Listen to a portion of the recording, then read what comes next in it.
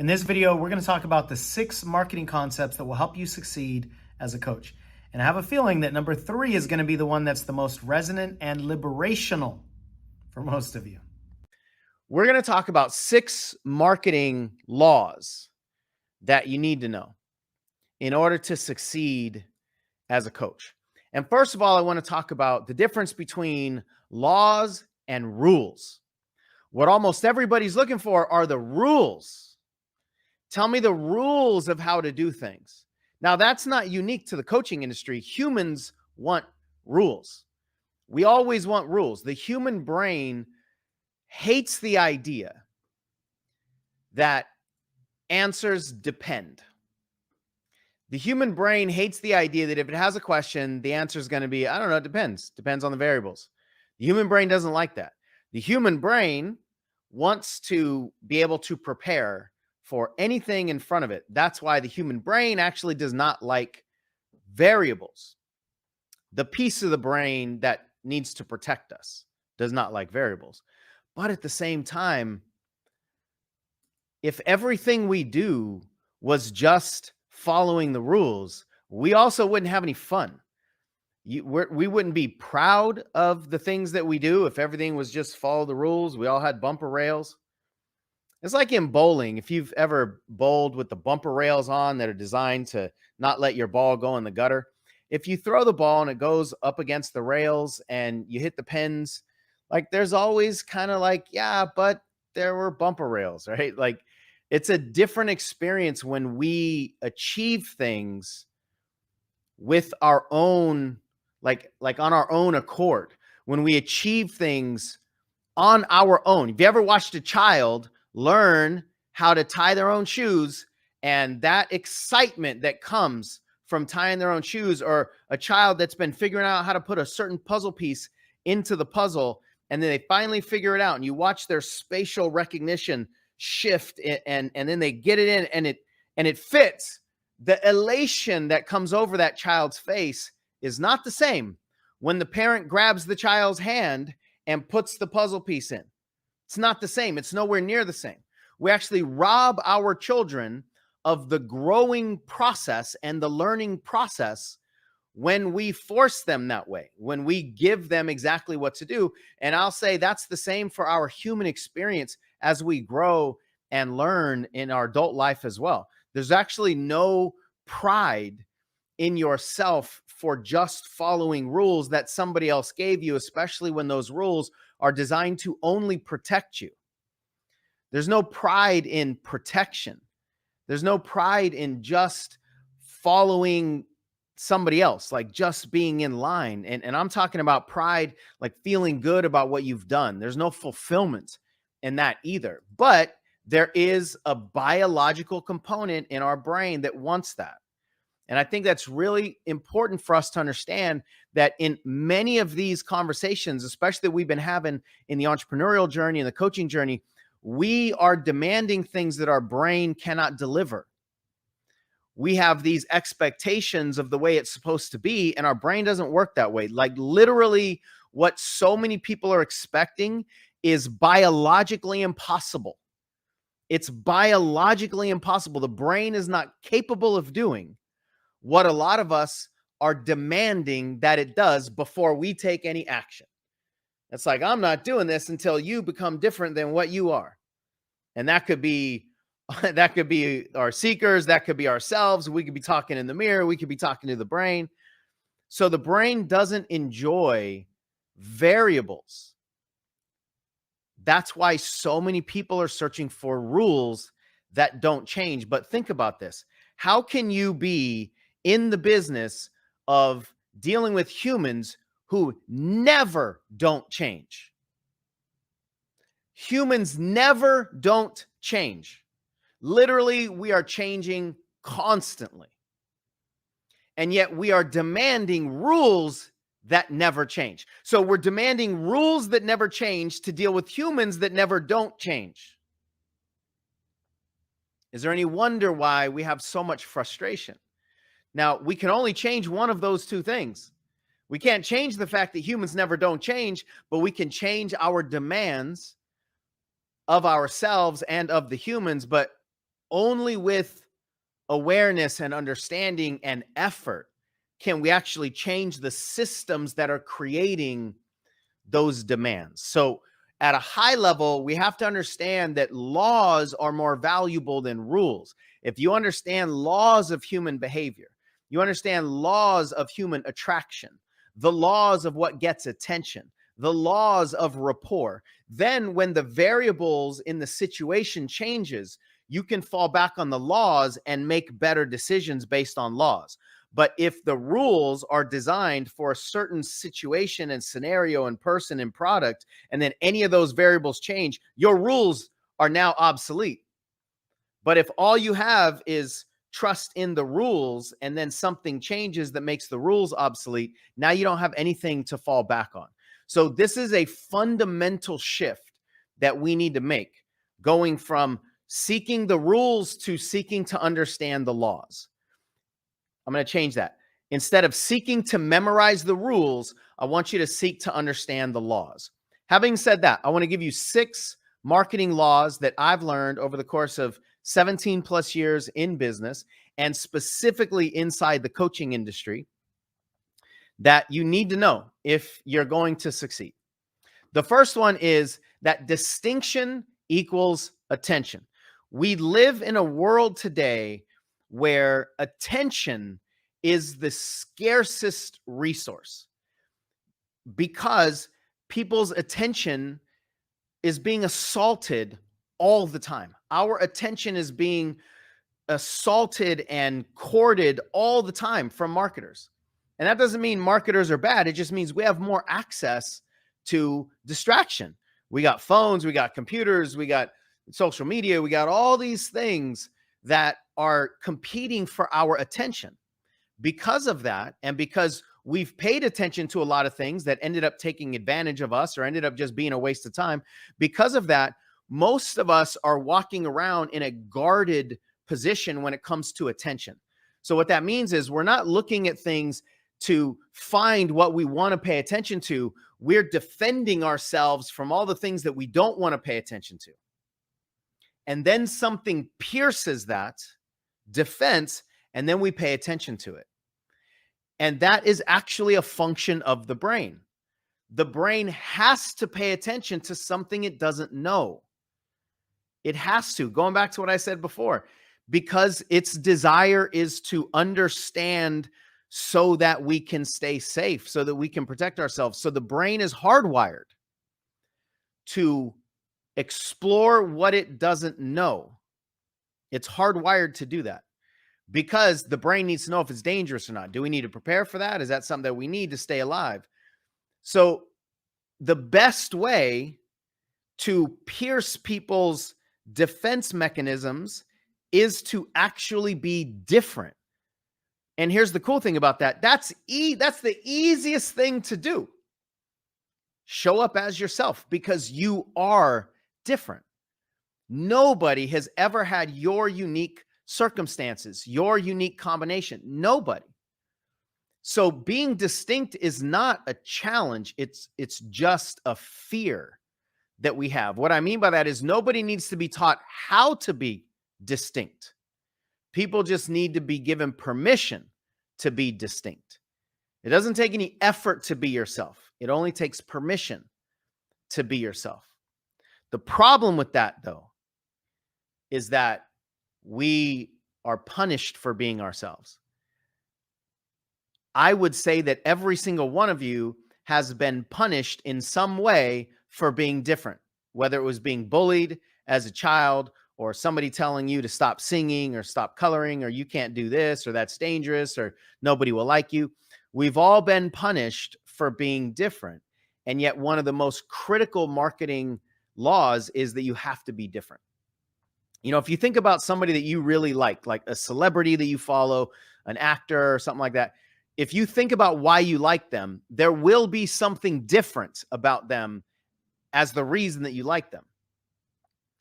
So we value distinction when it comes to other people. We just don't value distinction when it comes to ourselves. And that's because we've been programmed that distinction is actually dangerous. And that's where so much of the internal challenge comes from. I'm going to stop there just because I got 5 more things that I want to talk about. And we got a short video here, relatively short. But if that's landing for you, if you recognize that you've got this internal conflict, that you know you're supposed to be different, but there's some reason you don't want to be, or you just don't want to be vulnerable in front of the spotlight, then let us know, because this is a really common issue for a lot of people. The second law is that giving has no evil twin. What I mean by that is when you seek to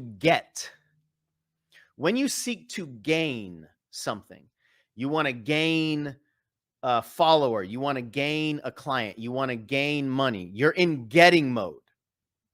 And one of the things that's interesting about that is the most common question I think we get when it comes to success in business: how do you get clients? And I'm not trying to shame anybody. It's just an interesting awareness on the language that we're using, especially for what I'm about to say. When you're focused on getting something, your brain automatically introduces the evil twin, which is losing that thing. If you really want to get, then when you don't get, it feels like you lost. Now, you didn't really lose. If you have a conversation with somebody about them hiring you and they say no, you didn't lose a client because you never had a client. But it feels like a loss, doesn't it? It feels like a loss because we're focused on getting. Anytime we're focused on getting something, the fear of failing is going to be ignited. The fear of being a failure is going to be ignited. The perception of loss is going to be created. And all of our fears are around losing something. All of our emotional fears, actually all of our fears, are around losing something. Right? The fear of death is about losing our life. The fear of failure is about losing comfort or losing approval. So all of our fears are around losing. So if that's the room where all of our fears are, then what I'm saying is focusing on getting something is opening the door to that room. But service and giving doesn't have an evil twin. And in the coaching industry, what I want to land for you is that almost everybody in the coaching industry wants to help people. But when it comes to marketing, or it comes to sales, or it comes to putting yourself out there, or it comes to creating a channel or blogs or whatever it is, that's where the resistance comes. So that doesn't make any sense. It doesn't make any sense for us to want to help, but then not do the things that are going to help the people that we say we want to help. That doesn't make any sense. So what's going on there? The only way that can make sense is because your connotation of helping is about getting. The connotation of marketing is about getting something. In the coaching industry, the connotation of marketing should be about starting something, starting a relationship, starting a conversation, and giving something, giving value, because nobody is afraid of giving. People are just afraid of losing, which is attached to getting and gaining. So that's why I say service doesn't have an evil twin attached to it. And anytime that you're actually resisting something, you're resisting getting out there and doing a video or any kind of putting yourself out there, in that moment, you're more committed to protecting yourself than you are serving others. And it doesn't matter how much you don't like that statement and how much you wished it wasn't true. That is the truth, because it's the only reason. It's the only reason we wouldn't do something that could help other people is in that moment.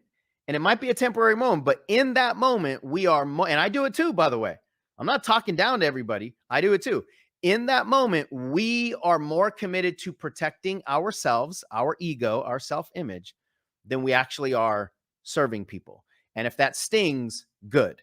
The third law is that teachers are better marketers when they're teaching. A reason that teachers who want to coach people and help transform lives don't market is, again, the connotation of marketing is not just about getting, but oftentimes it's about selling, or it's about slimy marketing that doesn't feel good to you. If you're a teacher, then just teach your ass off. Teach. Do the thing that ignites you from the inside. Do the thing that causes you to feel alive. Do the thing that you're passionate about. Teach others. And that's really all marketing is. Marketing is just visibility. Marketing is putting yourself on the menu, but it's more about putting your lessons on the menu. Give people something that they can choose, something that they can learn from, not something that they're going to see and then immediately pay you. That's the getting conundrum. But they have to know you exist. If they don't know you exist, then they can't choose you. And if they can't choose you, then they can't benefit from your lessons. And if they can't benefit from your lessons, then your lessons are going to be meaningful and useless. Marketing law number 4. Truth and transparency equals trust and transformation. Truth and transparency. Speak your truth. Be transparent. That doesn't mean you have to tell everybody everything about anything you've ever done in your life, but be transparent, be vulnerable, be human. People actually follow humanity more than they follow perfection. Yet so many people are choosing perfection to hide behind because they're afraid of showing their humanity. Not in today's world. People want real. People want transparent. People want somebody they can see themselves in. And in today's world especially, that equals trust. And in coaching, if you want to help somebody change their life, that's a vulnerable conversation already. If they can't trust you in a vulnerable conversation and you're just slinging information like it's a commodity that they're going to purchase and then, rub it all over themselves and change their lives, like they're not going to trust you inside of that vulnerable conversation. I just got an infomercial idea. Maybe that'll be class number 8. We'll see. One of the best ways to create the connection that's required in the coaching arena is rapport through shared experiences. And part of the shared experiences is your experience of going through the work that you want to lead people through. You'll never be able to take somebody where you haven't gone yourself. That's one of the shared experiences from a process standpoint that a lot of coaches don't exude because they don't have certainty. And a lot of times that's simply because they're trying to do things outside of their zone of certainty or their zone of genius. But without that shared experience, it's going to be really difficult for anybody to follow you. Marketing law number 5, your most valuable asset is your seeker's perspective, not your perspective, not your sales skills, not your branding, not your website, not your pricing, none of the stuff that most people are actually looking for and thinking that it's going to change their world. Your most valuable marketing asset is your seeker's perspective. How do they see the world? What are they searching for? What are they afraid of? Who do they trust? What have they purchased before that really worked? What have they purchased before that hasn't really worked? What's the thing that's missing? What will they write a blank check for because they want it so bad that if somebody would teach them how to have this thing, they'll give you a blank check and say, you put the dollar amount on. I don't care because I want that thing so bad. And when you get their perspective, then you teach to it. You teach what they're wanting to learn. They will create your entire business model. They'll create your entire product catalog. They'll tell you how to market, where to find them. They'll tell you what to sell to them. They'll tell you how to structure it. They'll tell you what price to put on it. They'll tell you whether they want emails or text messages or whether they want you to be on Facebook or Instagram or LinkedIn or in person. They'll tell you everything, if you're willing to understand their perspective. But what we see is that coaches are so often, way too often, and mostly talking with themselves about what their seeker should want, or they're talking to other coaches about what your seeker wants or what that coach's seeker wants, or you haven't even identified a seeker. Here's one way to guarantee you'll never get their perspective. Don't even identify one. Then it's impossible. This is one of the biggest areas of resistance for coaches. And I think it's one of the absolute most critical ingredients. And the reason that most coaches struggle is because they won't do this. But think about you. Would you buy transformation from somebody that you don't think even understands you? Would you be in a vulnerable place and tell somebody, I want you to come help me change my life, but you don't need to know anything about me. Just sell me some perfect information. Just sell me a commodity. I hope you wouldn't. And I don't think you would. So it's disrespectful for us as coaches then to try to sell transformation to somebody we haven't even met yet. And I don't mean like actually just met. You know, I know your name, I see your face. I mean, you don't even know them. You haven't met their heart. You don't know what they really truly want. You don't know what they cry themselves to sleep at night thinking about or scared of. It's disrespectful to try to sell transformation to humans without getting to know them first. The last marketing law is that, and this is an extension of that conversation, you must enter the conversation inside your seeker's head. We all have conversations in our head. Those conversations are usually what we end up typing into Google or paying attention to or clicking the links on, because that matches the conversation. Like, oh, I was just thinking about that. That's really what I'm interested in. When you can match the conversation that's already going on in their head, that's immediate attention because they're interested in that. And if you can match what's going on in their head, if you can enter that conversation, then what this also does, and this is a critical piece it's impossible to do without understanding your seeker and their perspective. If you can enter their conversation, then you will let them know that not only do you understand them, but you can help them. Because if somebody gets into your head, you're going to believe, number one, wow, they get me. But number two, they must got me. Meaning, if they know what I'm going through, then they can help me get out of it. So it's an immediate belief that you can actually help them if you enter the conversation into their head. And here's the best way to enter the conversation in their head: have conversations with their heads. Have conversations with them. When you understand the conversation going on in their head, then you will literally get what they're searching for. Like, what are they typing in? And then you teach what they want to learn, not just what you want to teach. If you know what they're searching for, then you could just answer their questions. I've never heard of anybody afraid of answering people's questions about a subject that they know about. Never. I hear people that are afraid of sales, afraid of speaking, afraid of marketing, afraid of visibility, afraid of putting yourself out there. I've never heard anybody afraid of answering questions in a subject that they're confident and certain about. Now, if you're trying to sell something you don't know about, absolutely you're going to be afraid of people asking questions because it might expose your ignorance. But something that you know, I've never heard anybody afraid of that.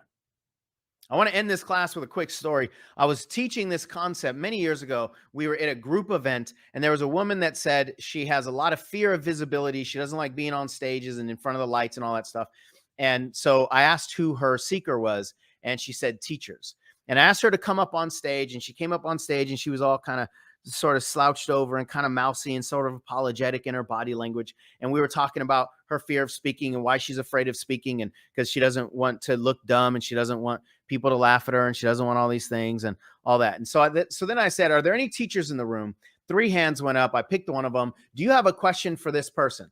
And the woman in the audience said, I really struggle with classroom discipline. Do you have any tips on how I can infuse discipline in my class?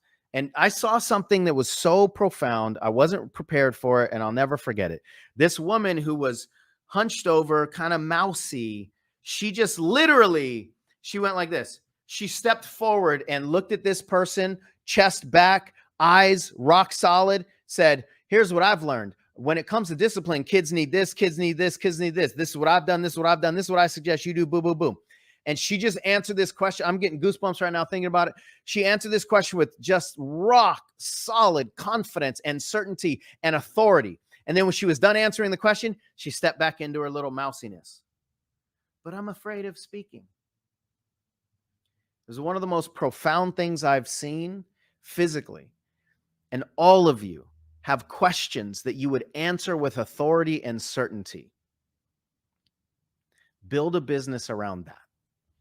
Now, if you like that video, check out that one right there, where we're going to break down our client attraction method and dissect our distinct seeker interview process. the more yeses you will hear. And the more yeses that you hear, that equals more clients. So the only thing that you control in that is the interview